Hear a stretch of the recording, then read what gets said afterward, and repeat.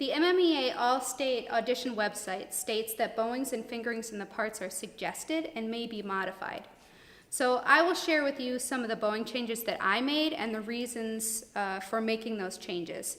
However, bowings are very personal to each violinist, and this would be an important thing to discuss with your teachers at home and decide what might be the right bowings to do for you. I start the piece up bow, and additionally I start the third beat of measure 4 up bow and the end of beat 2 in measure 8 up bow.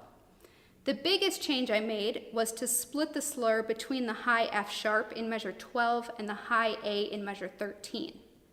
I did this again when it comes back in measure 16 and 17. The reason I chose to do this was to allow myself to stay in the middle of the bow for the eighth notes following the high A in both cases, and to execute the sforzando on a down bow. Also, I found it easier to do the crescendo on an up bow before the sforzandos in bars 13 and 17.